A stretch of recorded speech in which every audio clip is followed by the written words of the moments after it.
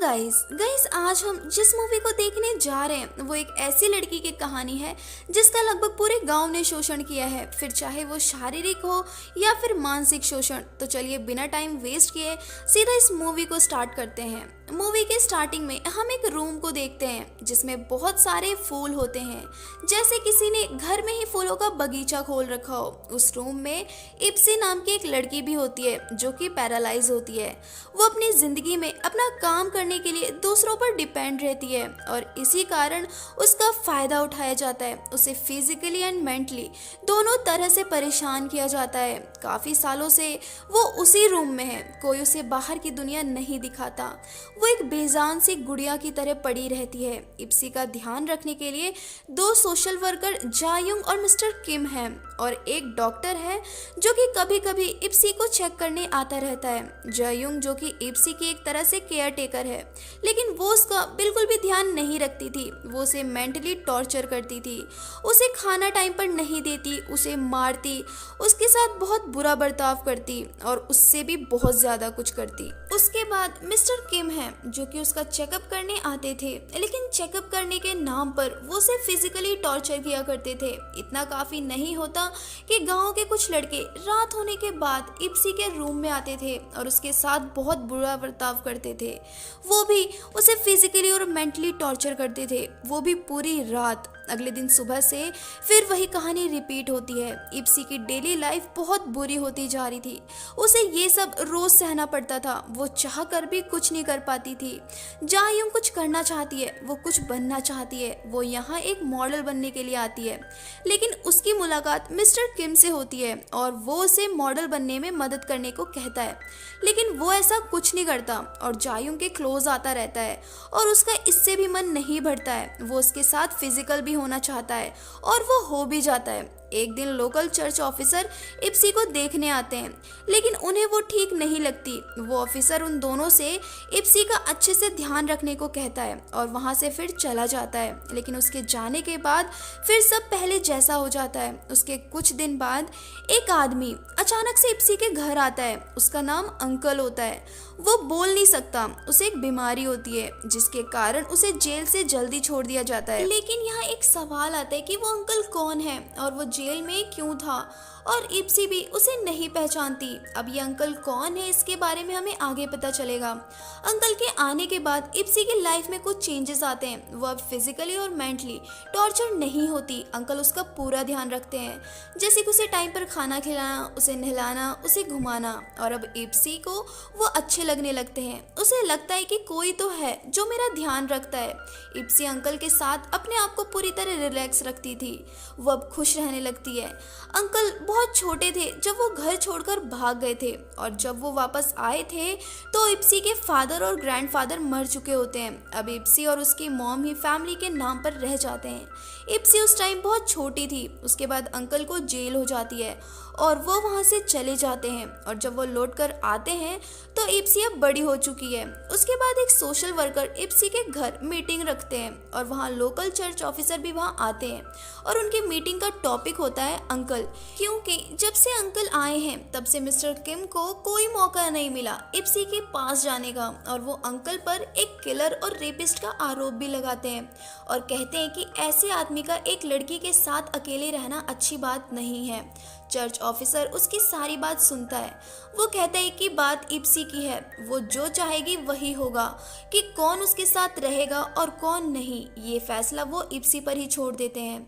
उसके बाद वो अंकल से कुछ प्राइवेटली बातें करता है और बातों ही बातों में वो चर्च ऑफिसर एक बहुत बड़े राज से पर्दा उठाता है। वो कहता है कि तुमने इप्सी की मॉम से प्यार किया था, ये कोई गलती नहीं है, और तुम जेल गए थे, ये बात अब पुरानी हो चुकी है और अब तुम यहाँ रह सकते हो।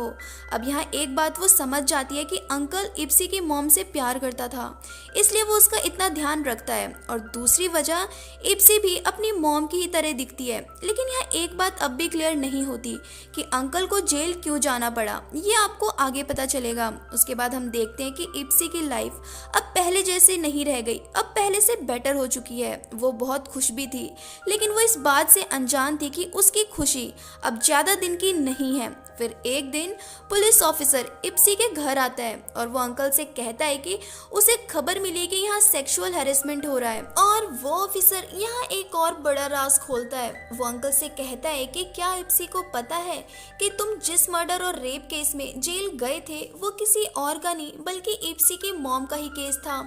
अब फ्रेंड यहाँ एक राज तो खुल जाता है, लेकिन एक और सवाल सामने आ जाता है कि अंकल तो इप्सी की मॉम से प्यार करते थे तो उन्होंने उसे क्यों मारा।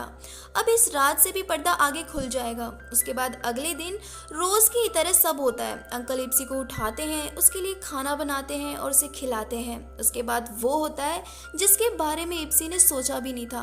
अंकल उसे गुड बाय बोलकर चले जाते हैं। अब क्योंकि वो नहीं चाहते थे कि उसकी मॉम के केस के बारे में उसे कुछ भी पता चले, अब इप्सी को एक सदमा सा लगता है।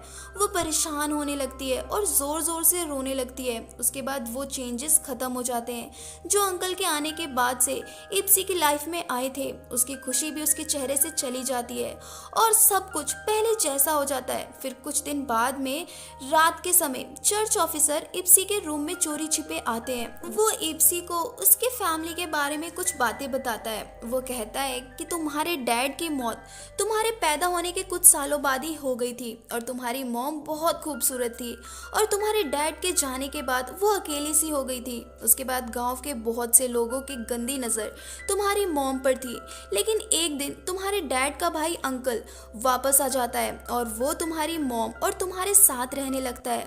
मैं भी तुम्हारी मॉम से प्यार करता था, लेकिन जब से अंकल आया मुझे बहुत गुस्सा आने लगा। मैंने हर जगह तुम्हारी मॉम की बदनामी कर दी।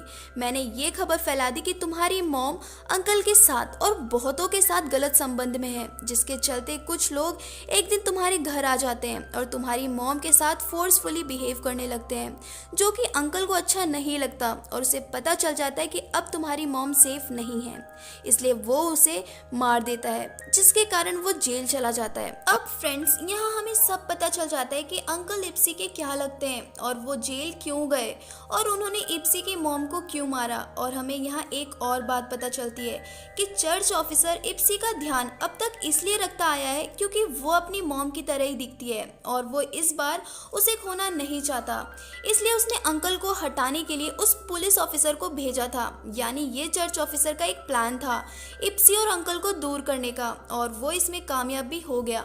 वो इप्सी के साथ फिजिकल होने के लिए अपने कपड़े उतारता है, तभी वहाँ अंकल आ जाता है। चर्च ऑफिसर उससे कहता है कि तुमने यहाँ आकर बहुत गलत किया और उसके बाद उन दोनों में फाइट होती है जिसमें चर्च ऑफिसर मारा जाता है। उसी रात इप्सी को एक सपना आता है कि एक मक्खी के परेशान करने से वो उसे खा जाती है और नेक्स्ट मॉर्निंग वो एक हंसी के साथ उठती है जैसे उसे अपना फ्यूचर पता चल गया हो।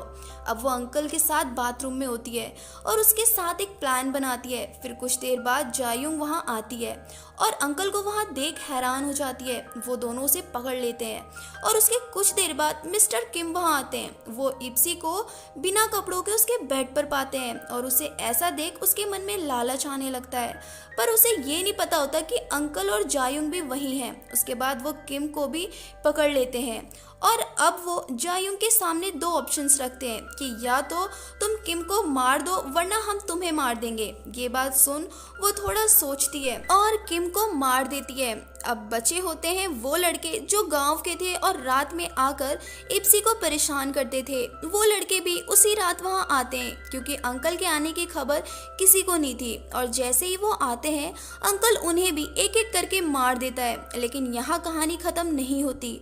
चर्च ऑफिसर की तलाश में पुलिस ऑफिसर भी इप्सी के घर आ जाता है। वहाँ उसे अंकल मिलता है। वो उसे बताता है कि उसे यंग स्कूल के बच्चे बहुत अच्छे लगते हैं जैसे कि इप्सी।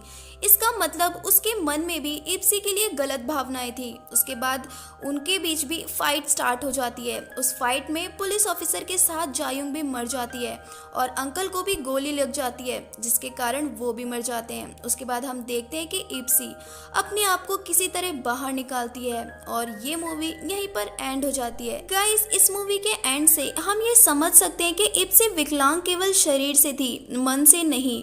उसने अंत में अपने सारे दोषों को सजा दे दी। तो गाइस ये थी हमारी आज की मूवी द अंकल। आपको मूवी कैसी लगी कमेंट सेक्शन में ज़रूर बताएं और अगर आप हमारे चैनल पर नए हैं तो चैनल को सब्सक्राइब करना बिल्कुल भी ना भूलें। Thank you and bye bye.